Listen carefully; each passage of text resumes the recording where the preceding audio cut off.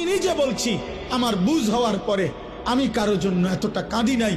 আমি আমার এই নওজোয়ান শহীদ শরীফ উসমান হাদি রাহিমাহুল্লাহ তাআলা, তার জন্য আমার চোখের পানি যেটুকু পড়েছে। আমার শায়েখ আল্লামা মুফতি মুশতাকুন নবী কাসিমি, আমি তাকে দেখছি বাচ্চার মতো অজরে কাঁদছে। একসাথে ভাত খাইতে বসছি, ভাতের থালার সামনে পর্যন্ত হুজুরে দেখছি কাঁদতেছে। কয় মাওলানা, আমি তো ছেলেটারে ভুলতে পারছি না। আজকে তোমরা দেখছো, সারা পৃথিবী দেখছে, একজন 33 বছর বয়সের যুবক। এই যুবক ইমানদার ছিল। আমার প্রিয় ভাই, আমার কলিজার টুকরা ভাই শহীদ শরীফ উসমান হাদি রাহমাতুল্লাহ আলাই, এই নওজোয়ান ইমানদার নওজোয়ান 5 ওয়াক্ত নামাজ সে পড়তো প্রতিদিন। খুদার কসম, ফজরের নামাজ সে জামাতে পড়তো। ফজরের জন্য বন্ধুদেরকে ডাকতো। ফজরের নামাজ পড়ে তার সংসদীয় এলাকা, যেখান থেকে সে স্বতন্ত্র প্রার্থী হতে চেয়েছে, সেখানে ওয়ার্কিং করত।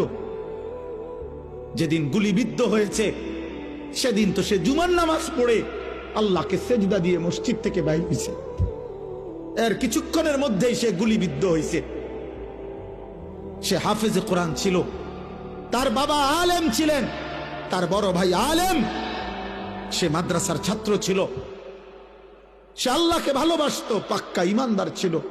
তার হৃদয়ের সবটায় দেশপ্রেম, মাতৃভূমির 1 ইঞ্চি জমিন, মাতৃভূমির 1 ইঞ্চি জমিনের আজাদি, স্বাধীনতা, সার্বভৌমত্ব সে দিল থেকে চেয়েছিল। তার বক্তব্য এটাই ছিল যে আমি আমার মাতৃভূমির 1 ইঞ্চি জমিন আমি কাউকে নিতে দেব না, নিতে দেব না।